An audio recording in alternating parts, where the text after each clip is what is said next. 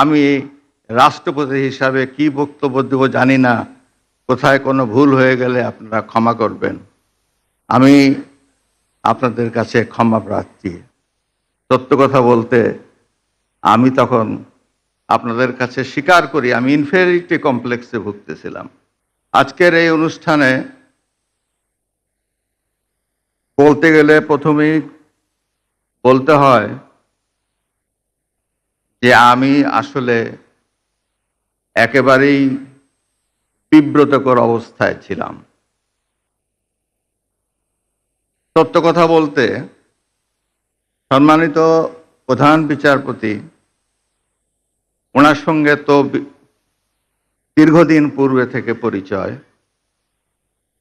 উনি যখন মাঝে মাঝে এই কিছুদিন বঙ্গভবনে গেছেন, দেখা হয়েছে, আমাকে কয়েকবার উনি বললেন যে আপনাকে বাংলাদেশ সুপ্রিম কোর্ট দিবস 2023 18 তারিখে আপনাকে আমরা চাই। আমি অত্যন্ত বিনম্রভাবে বলেছি দেখি, দেখা যাক। উনি বললেন না, আপনাকে চাই। আরেকবার দেখা হলো, আমি বললাম যে আচ্ছা ঠিক আছে, চেষ্টা করব। আসলে কি মন চাচ্ছিল না। মন চাচ্ছিল না এই কারণে যে আমি তো রাষ্ট্রপতি ঠিকই, কিন্তু দুদিন আগেই তো আমি এই সুপ্রিম কোর্টের এই বারান্দায় দৌড়াদৌড়ি করেছি গাউন হাতে করে একজন আইনজীবী হিসাবে। আবার সেখানে আমি যাব রাষ্ট্রপতি হিসাবে। এই দিবসে আমি প্রধান অতিথি হয়ে, সত্য কথা বলতে কি একটা ইনফেরিয়রিটি কমপ্লেক্স মনের মধ্যে জাগছিল। কিন্তু কদিন আগেরই তো কথা।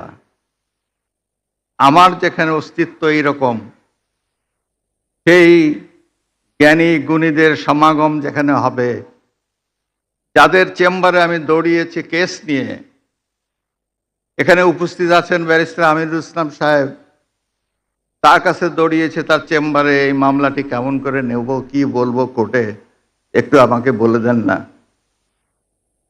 যখন আইনজীবী ছিলেন জনাব শামসুল চৌধুরী মানিক সাহেব, ওনার চেম্বারে দৌড়িয়েছি। রকুনুদ্দিন মাহমুদ সাহেবের চেম্বারে গেছি। অনেকের চেম্বারে চেম্বারে দৌড়ে বেড়াই মামলা হাতে করে নিয়ে, যে এই মামলা কিভাবে আদালতে উপস্থাপন করব। 27 বছর তো আইনজীবীদের বক্তব্য শুনেছি, আর এখন আমি নিজেই সুপ্রিম হাইকোর্টের বিভাগের আইনজীবী হিসাবে আমাকেই কোর্টে যায় ইওর অনার মে লর্ড বলে চাইতে হবে। এই চাওয়াটা শিখতে হবে। এই শিখলাম কদিন, আর সেখানেই যাব আমি প্রধান অতিথি হিসাবে অ্যাজ প্রেসিডেন্ট। সত্য কথা বলতে আমি তখন আপনাদের কাছে স্বীকার করি আমি ইনফেরিয়রিটি কমপ্লেক্সে ভুগতেছিলাম, কিন্তু তা হলো না। শেষ পর্যন্ত আমাকে এখানে আসতেই হলো, ঘটনাক্রমে আমাকে ইয়েস বলতেই হলো, হ্যাঁ আমি যাব। কেননা ইতিমধ্যে নির্বাচনের তফসিল ঘোষণা হয়ে গেল। নির্বাচনের তফসিল ঘোষণা হওয়ার পরে মাননীয় প্রধানমন্ত্রীর তার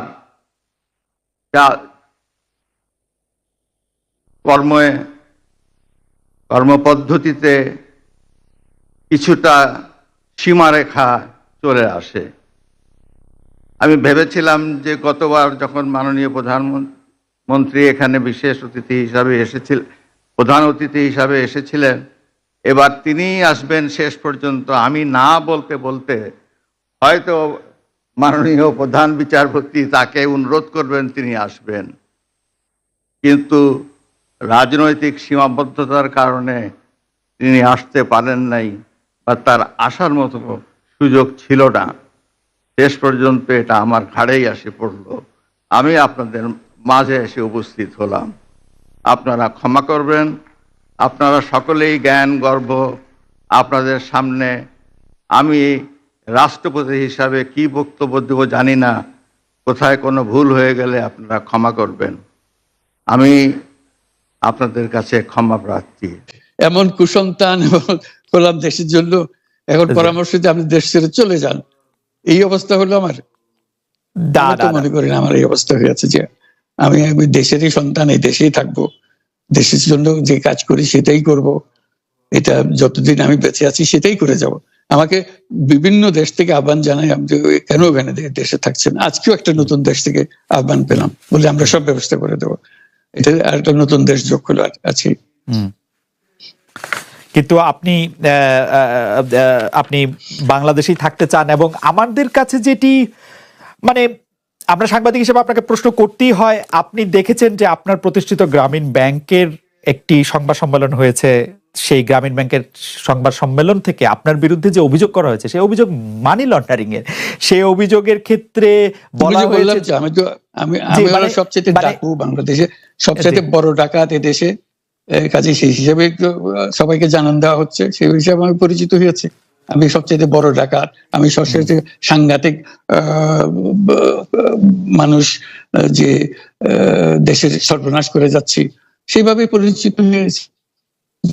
আমার আপনি আমাদের একটু বলবেন যে আপনি বাংলাদেশের জন্য বা আপনার পরবর্তী লক্ষ্যগুলি কি সারা পৃথিবীর জন্য? আপনি তো শুধু বাংলাদেশ নিয়ে ভাবেন না, যে আপনি আসলে কি করতে চান বা কেমন দুনিয়া চান বা কেমন বাংলাদেশ চান, সেটা আপনার কি লক্ষ্য এই মুহূর্তে? ওই যে বললাম যে এটাই হলো আমাদের স্বপ্নের বীজতলা, যে আমাদের স্বপ্নগুলো একটা দাসে একটা নতুন আইডিয়া আসে, সেটা একটা বীজতলা। এটা আমরা ট্রাই করে দেখি, একটা ছোট আকারে করি, এটা সফল হলে আর একটু বড় আকারে করি, এটা বাংলাদেশি করি। একবার সফল হলে সারা দুনিয়া এটা লুফে নেয় দেওয়ার জন্য, সারা দুনিয়ার লোক এখানে আসে, আমাদের লোককে নিয়ে যায়, সেভাবে কাজকর্ম করছি। এটা আমরা একটা থাকছি বাংলাদেশে, করছি বাংলাদেশে, কিন্তু সারা দুনিয়ার লক্ষ্য আমাদের দিকে, আমরা কি করছি, কি চিন্তা করছি, কিভাবে এগুলো পরিচালনা করছি।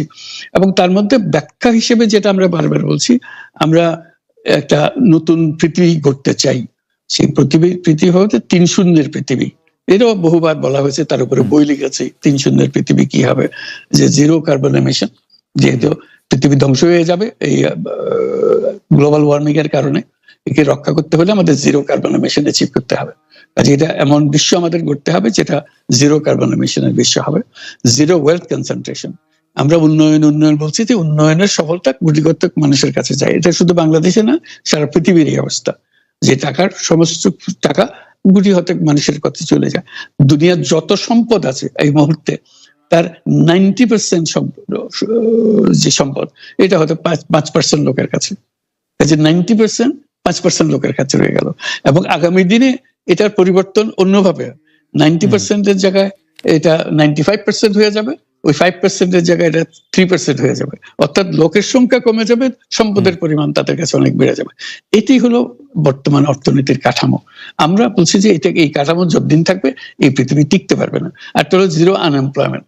বিশেষ করে আমরা যেটা জোর দিয়ে বলি, সেটা হলো যে এই যে আর্টিফিশিয়াল ইন্টেলিজেন্স, এটা পৃথিবীকে ধ্বংস করে দেবে। কাজে তার আগে আমাদেরকে ঠিক করতে হবে টেকনোলজিকে আমরা কতদূর নিয়ে যাব, কোথায় সীমারেখা টানবো, এটা ঠিক করতে হবে। সেই পৃথিবীর নাম দিয়েছি আমরা 3 শূন্যের পৃথিবী, 30 ওয়ার্ল্ড। এই আমরা একটা পৃথিবী গড়তে চাই যেখানে এই যে 0 ওয়েলথ কনসেন্ট্রেশন, 0 আনএমপ্লয়মেন্ট এবং 0 ওয়েলথ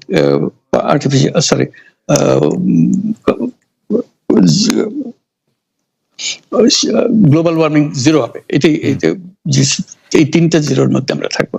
তো সেটা বিভিন্ন দেশে এটা পর্যালোচনা বৈঠক হচ্ছে, বিভিন্ন বিশ্ববিদ্যালয়ে সেটা নিয়ে আলোচনা হচ্ছে, আমাদেরকে আমন্ত্রণ জানাচ্ছে, আমরা সেগুলো বিশ্বকে বোঝানোর চেষ্টা করছি। এটার বড় নিয়ামক হবে সোশ্যাল বিজনেস। এই সোশ্যাল বিজনেসের মাধ্যমে এগুলো করা যাবে। কারণ সোশ্যাল বিজনেস সঙ্গে আসছে, সোশ্যাল বিজনেস এবং কত জায়গা থেকে কত ভিন্নভাবে এগুলো প্রসার করা হবে, সেটা আমাদের উপর আমাদের দায়িত্ব হয়। আমরা এগুলো ব্যাখ্যা করি, আমাদেরকে বিভিন্ন বিশ্ববিদ্যালয়ের মারফতে হয়। 107টা বিশ্ববিদ্যালয়ের এখন সোশ্যাল বিজনেস সেন্টার আছে। এটার নাম হলো সাধারণত ইউনুস সোশ্যাল বিজনেস সেন্টার নামে পরিচিত হয়। নিত্য নতুন বিশ্ববিদ্যালয়ের সঙ্গে যুক্ত হচ্ছে। সর্বশেষ যেটা কিছুদিন আগে আমরা পত্রিকায় দিয়েছিলাম, যে finance university of Russia, finance university Moscow, তারা বলছে যে আমরা এখানে ইউনুস সোশ্যাল বিজনেস সেন্টার করব। এবং আপনাকে একটা দায়িত্ব দেব, একটা ইন্টারন্যাশনাল অ্যাডভাইজারি কমিটি আমাদেরকে বানিয়ে দেবেন এবং আপনি সারাক্ষণ এটা তদারকি করবেন। সেটা এই সপ্তাহের মধ্যে আরেকটা বৈঠক হবে, তাদের সঙ্গে জুম মিটিং হবে যে তারা অগ্রসর হচ্ছে। অর্থাৎ এটার গতি শুধু সীমাবদ্ধ কোনো বিশেষ ধরনের কাজে না। চায়না এটার একটা অগ্রগামী দেশ, যেটাতে সোশ্যাল বিজনেস নিয়ে তারা বহু পরিমাণ মনোযোগ দিচ্ছে। কাজে এইটা দুনিয়ার ডানে বাঁয়ে উত্তর দক্ষিণে সবার কাছে আছে। কাজে সেটাকে আমরাকে তুলে ধরছি। এটার আমাদের বড় বক্তব্যটা হলো যে বর্তমান যে কাঠামোর উপরে বিশ্ব পরিচালনা হচ্ছে, সেই কাঠামো, সেই বিশ্ব এটা আত্মঘাতী একটা বিশ্ব। এটা নিজেকে বিলুপ্ত করা ছাড়া এটার কোনো গতি নেই, যে গতিতে আমরা এগোচ্ছি। কাজে এই বিলুপ্ত হওয়ার আগে যদি আমরা নতুন কাঠামো করতে পারি, নতুন সভ্যতা গড়ে তোলা, এই নতুন সভ্যতা গড়ে তোলার জন্য এই সমস্ত আয়োজন হচ্ছে। সেই কারণেই এই পৃথিবীর এত ইন্টারেস্ট দেখছেন, যে আলোচনা দেখছেন, যে তারাও অনুভব করে যে এটার একটা রাস্তা বের করতে হবে। আমরা একটা রাস্তা বের করেছি, এটা তাদের কাছে সম্পূর্ণ মনে হচ্ছে নাকি আরো এডিশন দরকার হবে, কিন্তু তারা এটার মধ্যে জড়িত হতে চায়, তারা করছে। তার সঙ্গে আমরা 30 ক্লাব, আমরা বলছি যে এটা শুধু মুখে কথা বললে হবে না, এটা কার্যে পরিণত করতে হবে।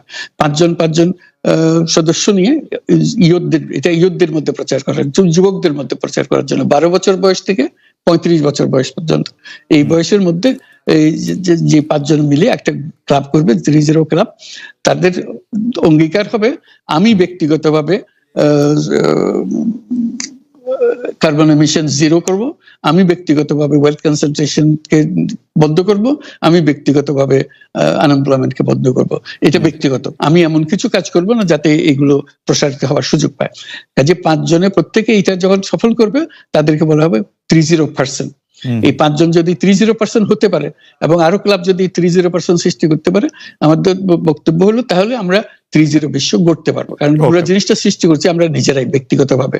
এই যে ওয়েস্ট, প্রচুর ওয়েস্ট, আমরা বর্জ্য, এই বর্জ্যতেই আমরা শেষ হয়ে যাব।